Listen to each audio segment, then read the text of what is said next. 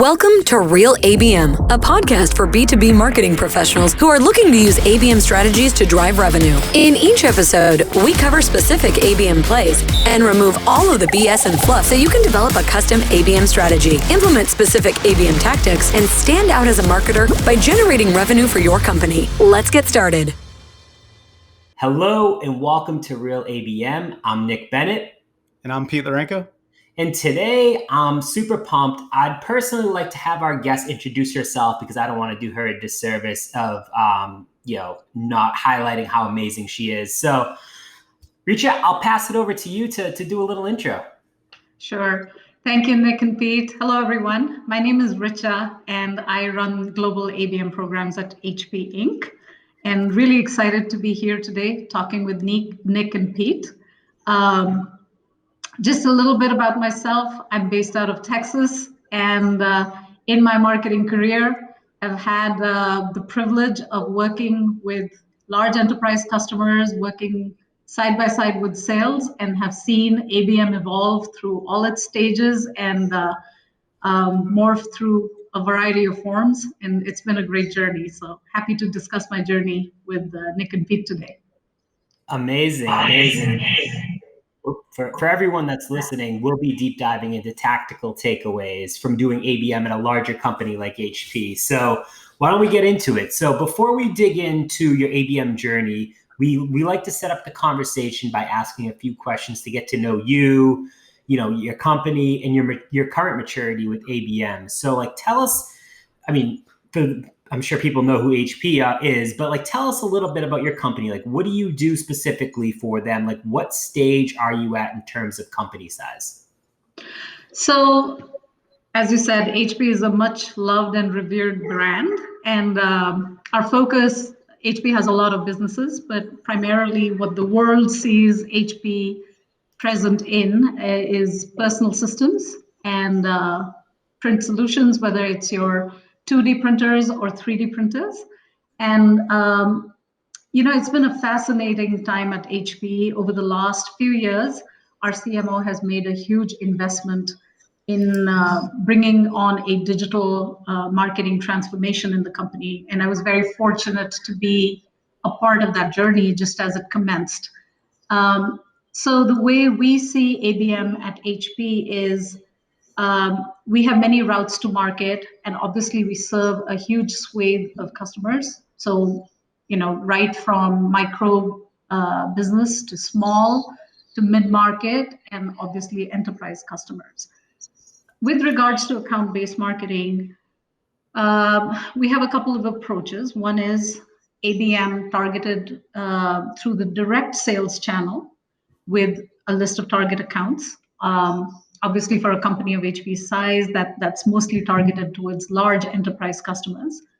And then the small, mid, and enterprise segments are also targeted with a wonderful collaborative partner reseller community that HP has.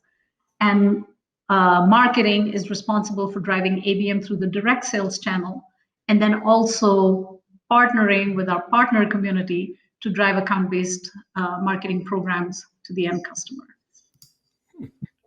Amazing. Really cool. So typically, and I know you touched on this a little bit, but what is your ideal kind of target audience, or the types of accounts where you feel is the sweet spot for you? So it depends a lot on, HP's product portfolio, solution portfolio spans solutions and products for all types of customers. But for the sake of focus, I'm going to talk specifically about a customer profile that we did a lot of account-based marketing execution towards. And those are large enterprise accounts. Also very notable because of the shift every company went through during the pandemic. So what does this customer look like? These are large enterprises, and I'll talk about printing solutions specifically, 2D printing, looking to provide workflows that help their employees collaborate efficiently, be more productive, and that they can really focus on their jobs and not the tools that are needed to enable their job. So from a persona perspective, in the buyers committee, we're focused on people that are in the CIO vertical. So, manager of IT systems, manager of infrastructure. Cybersecurity is extremely critical because today even a coffee pot can be hacked, and why can't a printer be hacked, right? It's quite any device on the network is very vulnerable. So the CISO office is very important to us. CTO, COO, and then procurement would be the typical personas that we would go after. And then, of course, as if when the activation is targeted towards a vertical, then you bring in vertical specific personas also. So, for instance, in healthcare, we would also look at clinicians who are the internal customers of our customers. So, a CIO, CTO, their internal customer in the healthcare space would be clinicians. So we were also thinking about how do we empower our immediate customers, the CIO, to have a dialogue in toe to toe with the clinician in a way that they could articulate the benefits of why they were choosing to go with HP to a clinician on KPIs that mattered most to the clinician, on patient outcomes and things like that. And it was marvelous to learn how important printing is in healthcare. I did not know that prior to doing a healthcare campaign, but it was fascinating to get that learning. That's awesome. So what do we talk about how big your marketing team is today? And I know, before recording this, like we talked about it, I was blown away. Like I was telling Pete, I was just like I'm over here doing this solo, and like it's crazy. Like, so let's talk about how big the marketing team is specifically for like the section that you cover, and like how is it structured? Like how does demand, ABM, how does it all play together? Yeah, so first of all, a standing ovation to all those marketing warriors who are doing this solo or with, very small team, because it is a Herculean effort, even with a large team. And I mean, I salute everyone who has the faith to do this, even in a one-person team or two-person team. It's a big responsibility to carry. I think one of the many benefits of working in a large company like HP is you do have the luxury of having access to resources that perhaps in a small business or even in a mid-sized business you wouldn't have. So this question, Nick, is so I think this is a nut that everyone is trying to crack because in talking with a lot of CMOs who are trying to embark on a DMT journey, they've often reached out for, hey, I just want to use you as a sounding board. How have you constructed your team? So the number of headcount is dependent on a lot of factors, and some of them, quite frankly, that are outside the control of a CMO or a marketing director. So let's focus more perhaps on the functions that you need represented, even if one person may be representing 2 or 3 functions, right? So I would say in order to really have an ABM program that can make a difference, you need a couple of functions to be addressed. One is you need very rich customer insights.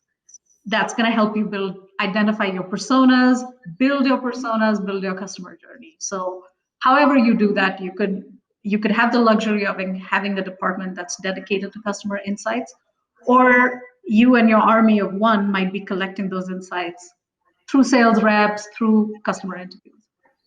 The other thing that you need is you obviously need someone who's going to execute the campaign, design it and execute it, right? So you need campaign managers. You need marketing ops represented to stitch the components of the campaign together, right?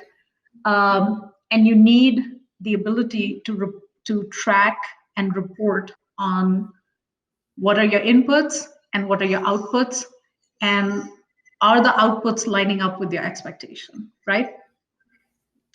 So those functions need to be represented. And then that's not all. You also need to have someone or a part of your efforts, a significant part of your efforts dedicated towards driving strategic alignment with sales, with business. One thing I can promise you, the fastest way to make sure ABM fails and it just remains a project that is listed on marketing's PowerPoint, brag PowerPoint, is to make sure you do this in a bubble, in a silo, because it was too much work to drive strategic alignment, or there were some big scary people in other departments, and you just knew from the outset you couldn't sort of negotiate with them.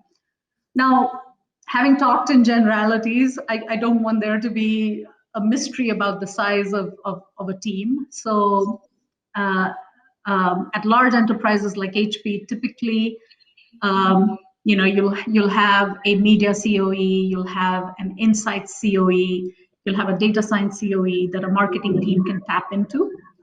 Now, a lot of us might be thinking, oh, wow, lucky you, or, must be nice.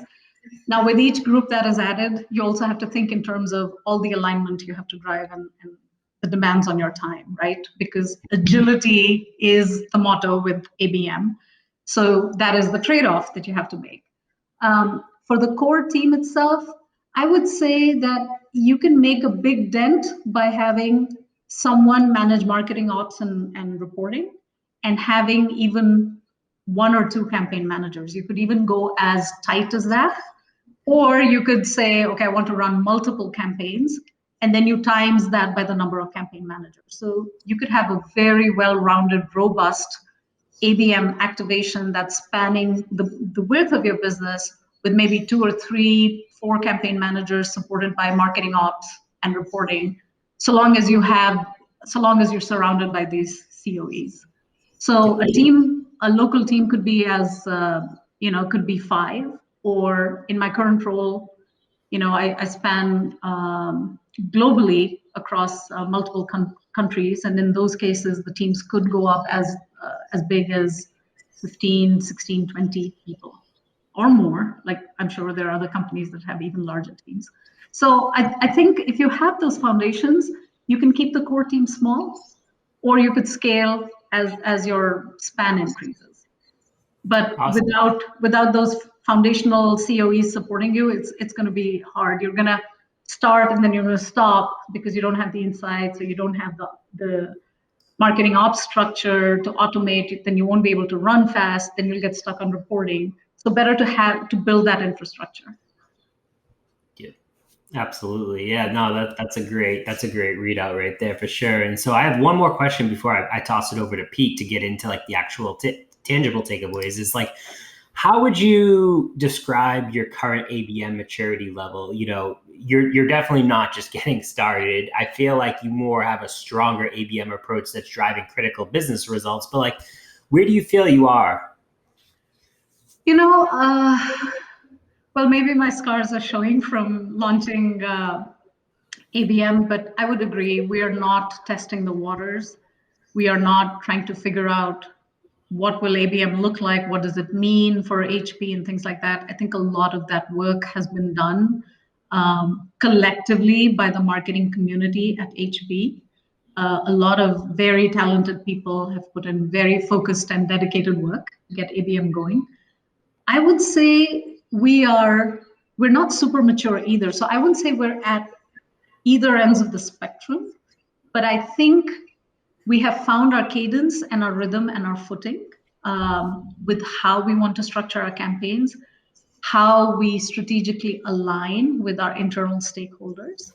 And what I see at HP is we're turning a corner where ABM, the way the programs are designed and executed are in very tight alignment with business and sales. So I think that was a critical corner that we turned. And now we're into, okay, how, personally for me, the things that I'm most obsessed by now is, how do I maximize impact and minimize effort?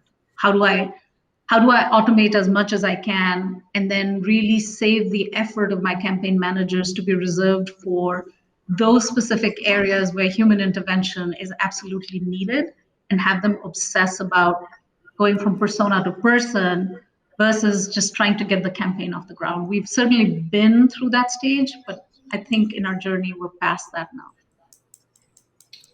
Awesome. Cool. Pete, I'll toss it over to you. Yeah. No, Richa, I know we talked before this. I'm excited because you and I come from similar backgrounds. Yes. And for the audience, I worked at a company that was acquired by HP. So we've had a We're lot. related for sure. Yeah.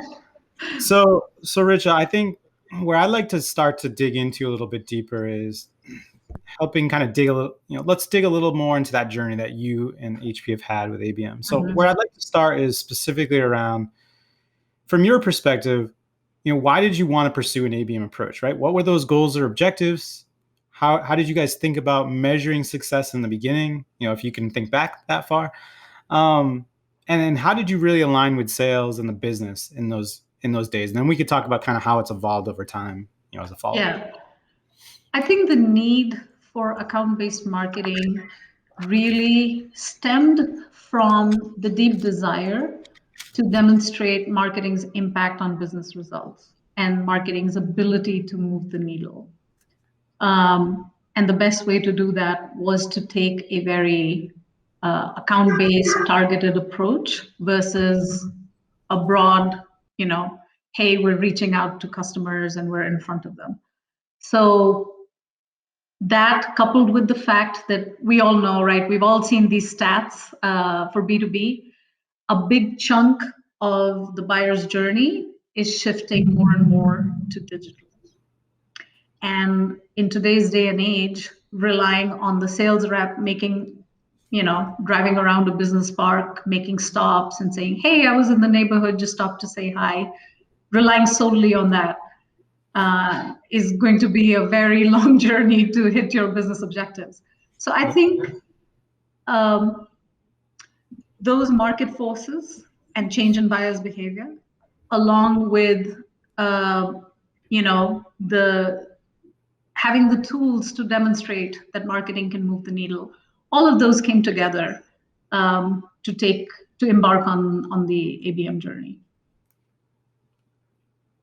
And if you think about how you selected accounts and identified them and what that process looked like, could you take us a little bit through what that process at HP and for you, Richa, and the team looked like?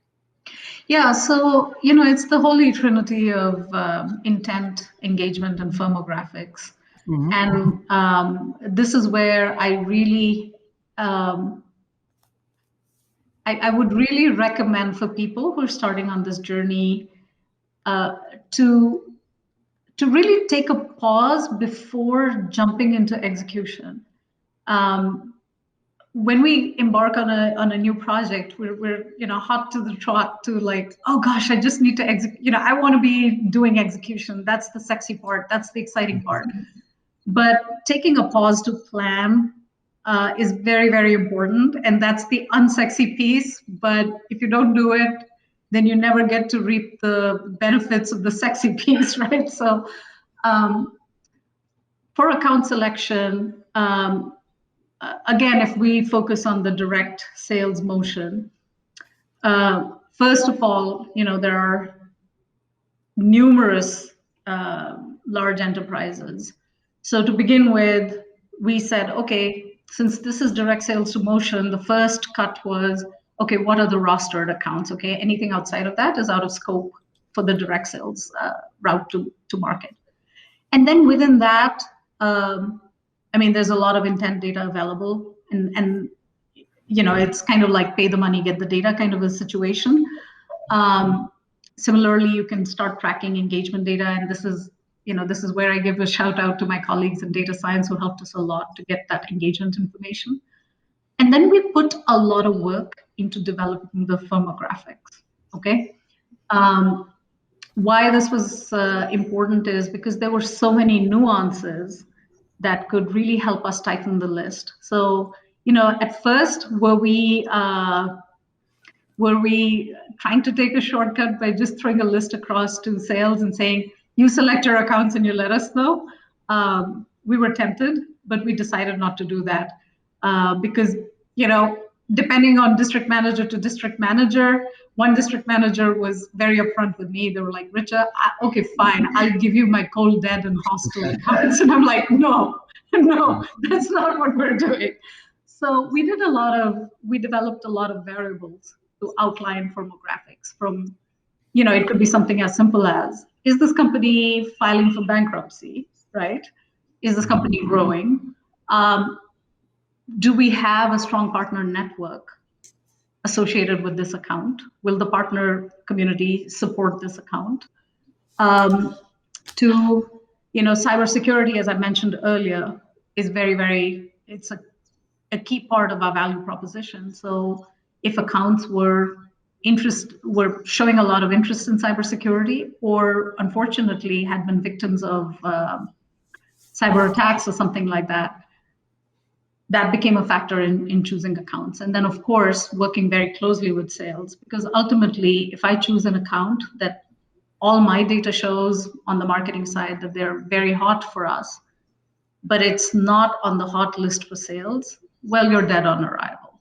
So we did a lot of back and forth with a variety of groups to really tighten that list. And then another thing, Nick, you and I, we were talking about content just before we went live. We saw we got much better results when you focus on a vertical because your messaging is tighter. I mean, it's a no-brainer, but that helped a lot. So we put all these filters to start creating the list. And, you have to battle some real FOMO when you're doing the list, both on the marketing side and on the sales side. You have to focus more on cutting accounts away from the list than adding accounts. And both marketing and sales go through like, are you sure? Should the list be so small? Really? So we went through those, all those motions that people go through for list selection. So you mentioned earlier in your own ABM maturity level at HP, you're not on either spectrum. You're kind of in the middle. So would love to spend a minute or two and kind of dig a little bit deeper into that. And where I like to kind of think about, Richa, is as you think about your tenure at HP and that ABM evolution, if you will, that growth, where do you spend most of your time today? And where does your team spend most of their time today? And how has that changed over time? And then I think as a follow-up to that, what do you love about your role today? And maybe what don't you like as much about your specific role today as it relates to kind of that evolution in ABM? So I think when we first started, everything took time. And we spent a lot of time designing the marketing mix. We took a lot of time stitching the marketing elements for, from a marketing ops perspective, automating things, making sure that tactics were connected, reporting was in place, things weren't falling off when we were reporting. That was just, you just have to you have to commit to the grunt work and just see yourself through. Spending a lot of time driving strategic alignment. Everyone's busy, right? And just because this is your top priority doesn't mean it will be another group's top priority. All of those things took a lot of time. And it was frustrating because, you knew that these are just foundational things that need to be in place, but you still won't be able to run. You'll still be crawling and walking. I think now, thankfully, I can spend more of my time on optimization. When we first started, we were unable to spend time on optimization. By the time a campaign was launched, we just all collapsed to the ground, just high-fiving that the campaign had launched and we got it off the ground and things like that. Oh, now let's tackle reporting and things like that. Now that foundation has been laid, we've run a few cycles through this machine, we're now focusing on optimization. And not just optimization of our campaigns, but also optimization of handoffs to different groups, and looking at, can our personas get tighter? What does the customer journey look like? Is it still relevant, or are we just assuming that the customer journey hasn't changed? What do we need to do with our content? How do we get more bang out of our content instead of creating a million pieces of content and always being in content creation mode, right? So I think now we're in that optimization phase, which is where you need to be. But I will tell you, it takes significant effort to get to that point. Now, with regards to what is the best part of ABM, I would say not just ABM, not just what is the best part of my job, and not just what do I like about HP. The whole reason I am in marketing, in B2B marketing, is I just absolutely am thrilled and excited to work with sales. I thrive on it. I live for it. That's where the action is, and that's the best part about ABM is you have legitimately earned the right to be standing next to your sales associate in the foxhole. I won't even say seat at the table. You are there in the trenches working with them, and that's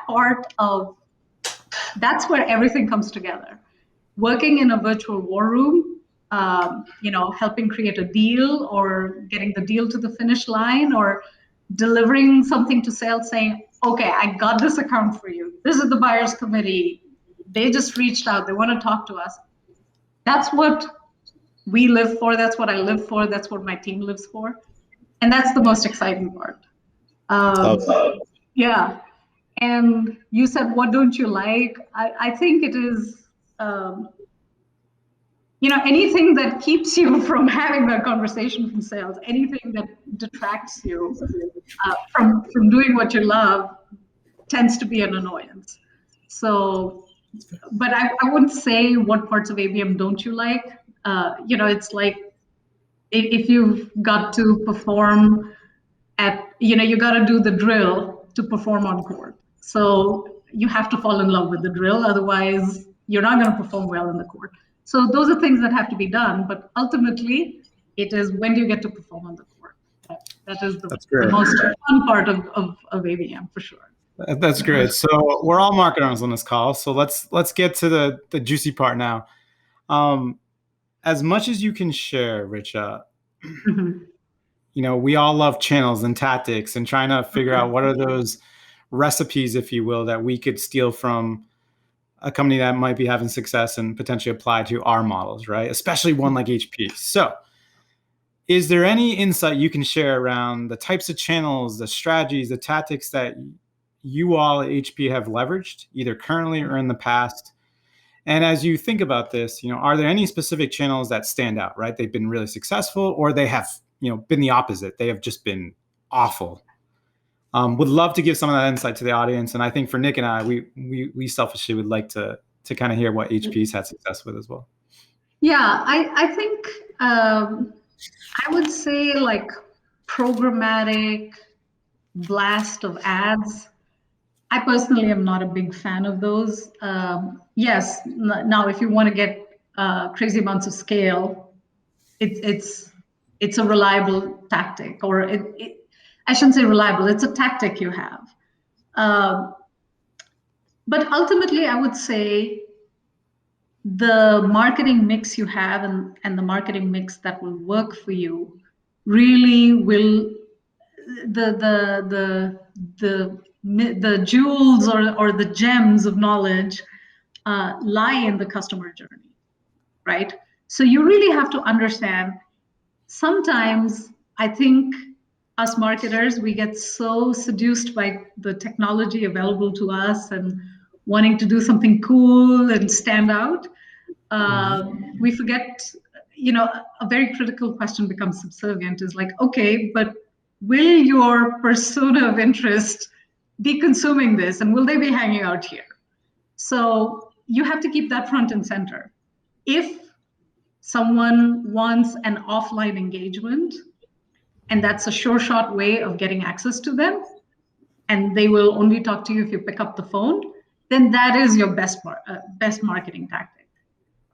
Sending them a programmatic ad is not what's going to hit the spot.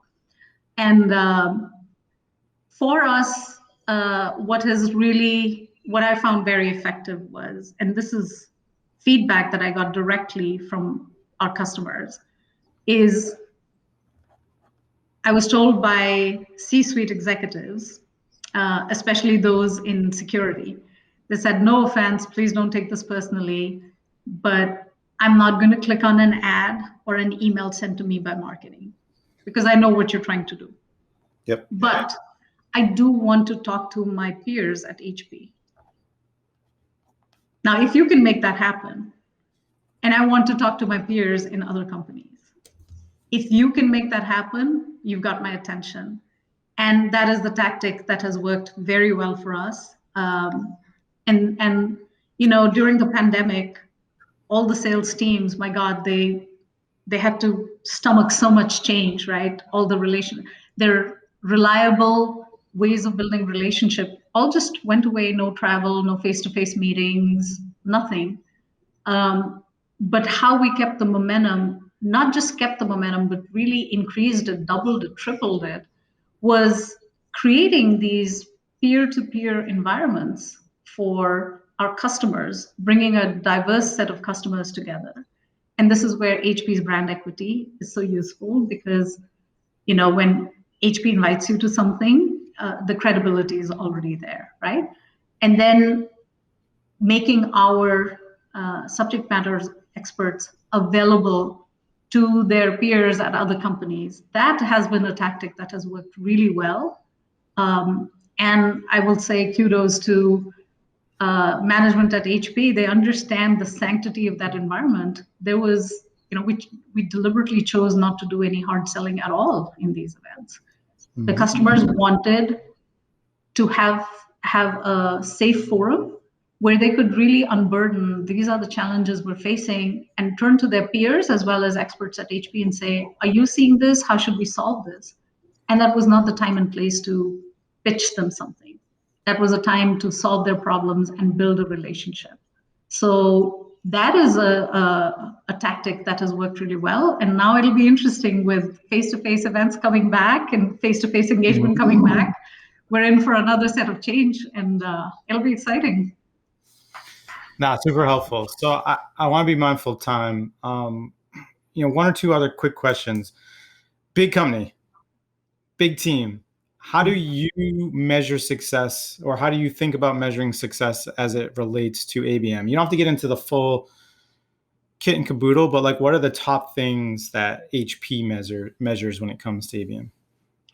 So I think it's important to look at, we can get sucked into this whole question of attribution and get all wound up. And it's, at some point, you really got to ask yourself, what is this question really trying to solve? Mm-hmm.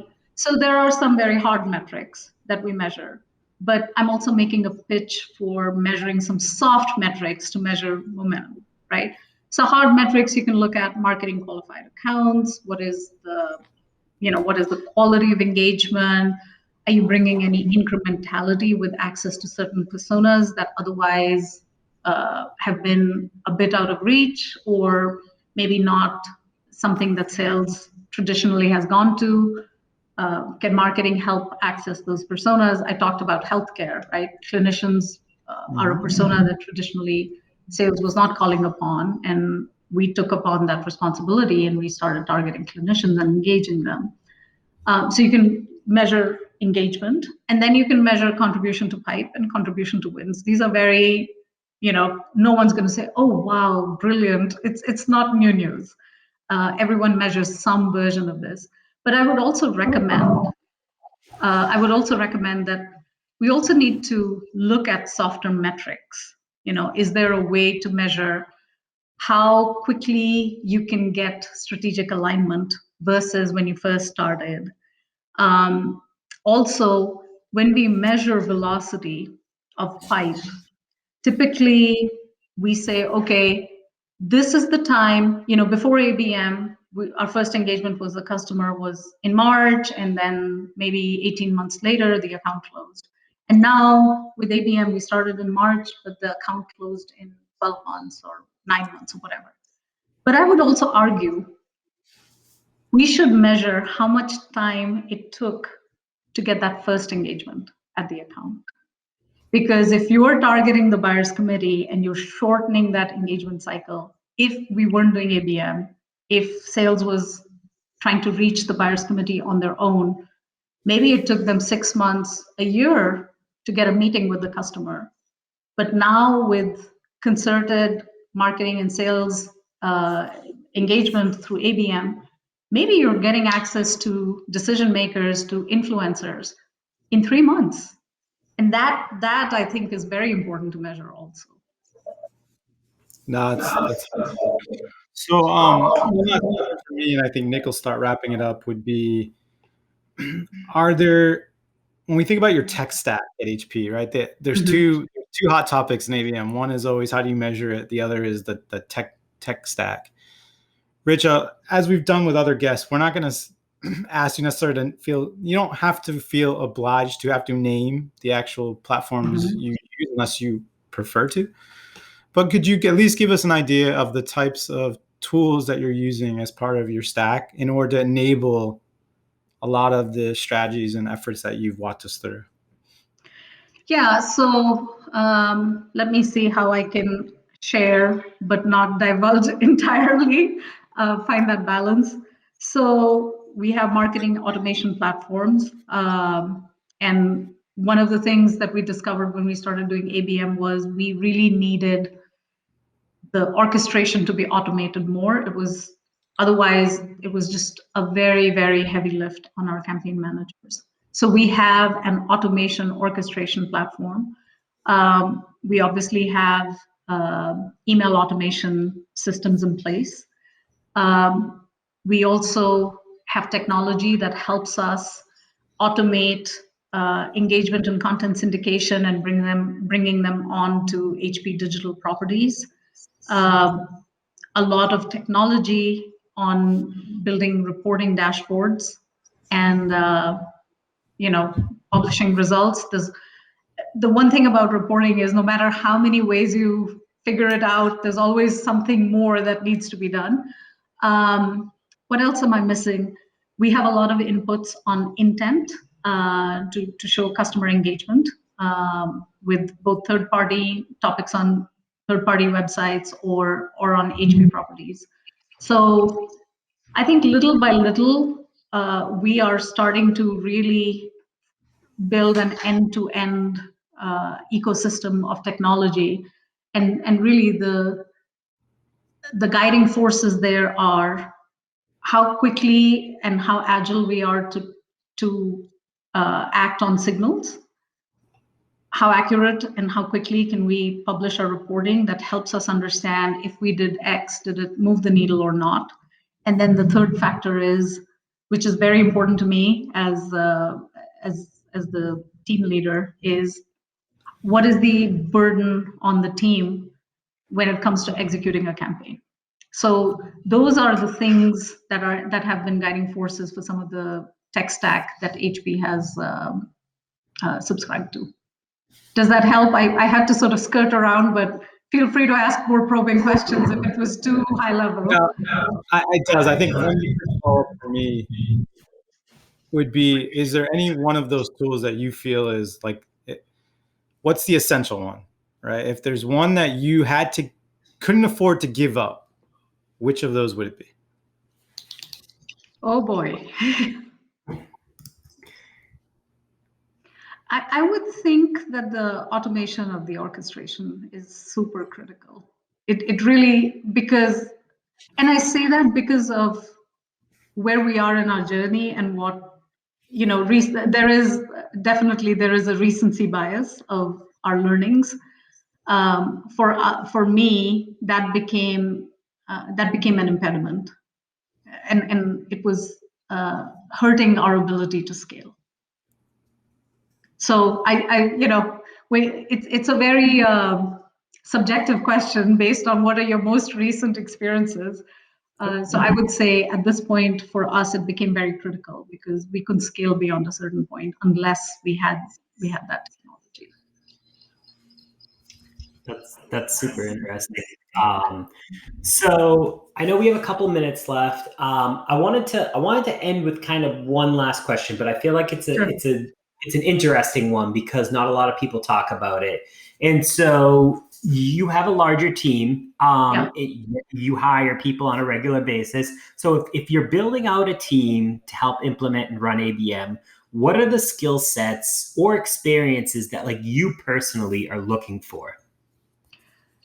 Nick, I would break this into two components, and both are very critical. I mean, it's not like if you have one component, you can sort of make up for the second. I think from an attitude perspective, when you are in ABM, you really have to have the mindset and curiosity and neutrality of a scientist. You can't get emotionally attached to the marketing mix or results. You need to have kind of guts of steel to be able to tell your stakeholders, you know what, we invested here, we did our due diligence, it seemed like a great idea, and we're looking at the results and it's a dud. But this is what I'm going to tweak, and this is how I'm going to test, and I'm going to constantly optimize. If you're afraid of sharing results, and sometimes you do get that backlash, what, you spent so much money here, can't believe it, you have to have the ability to weather that. So it's resilience, I would say. It's the ability to pivot. If you're like, oh gosh, I set this up perfectly and the results were a disaster, and now I got to change everything again, and I can't do that. If you're going to be rigid like that, this may not be the place. I think it would be hard for someone to be happy with that kind of an attitude. So that's on the soft skill side. On the harder skill side, technical skills, I think, if you have, I read a really interesting quote today. In today's age, ignorance is a choice, right?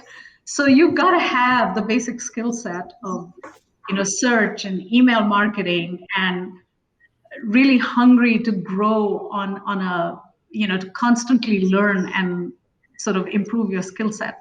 So you've got to have the technical marketing skill sets, and more than a healthy curiosity for marketing ops. Because today, if you say, yeah, I know search will be a lever in my marketing mix, but I really don't know how SEO works. Who can really, I mean, how do you even admit that? You can't. So for aspiring ABM campaign managers, or for people who want to hire for their team, I would say someone, who can optimize results, has an analytical, if they're not deeply analytical, at least they should not be analytical averse. They should have the ability to, curiosity to go and study the dashboard and really understand what's going on. And then I would say invest in picking up technical skills, technical skills for digital marketing. And then don't forget, we need the customer insights. So it's a very multifaceted persona that we're looking for. Awesome. That's fantastic. And so I want to kind of, we're up on time, but you just shared an amazing story with us. Like, where can people go to learn more about you, or say if they want to connect with you, should they go find you on LinkedIn? Because I'm sure people are going to want to pick your brain. Yeah, no, I've learned a lot from other people, and definitely want to pay it forward. And I'm not coming from a place of I know so much and I'm giving away my knowledge. Every time people ask each other questions, it helps us refine our thinking too. So it's a two-way street. I am available on LinkedIn. My email is on LinkedIn, and certainly ping me. Happy to engage in a conversation. Like I said, it'll not just be whatever I can help do to help, I'm happy to do that, but it'll also help me to sharpen my skills or, force me to evaluate an issue in a different light. So let's keep the, conversation, collaboration, and community going. Amazing. Awesome. Well, thank you so much for joining us today. It was fantastic. I can't wait to share this episode with everyone. Thank you, Nick and Pete. Always fun to hang out with you and always fun to sort of brainstorm on ABM. That's what we live for. Absolutely. Thank you, guys.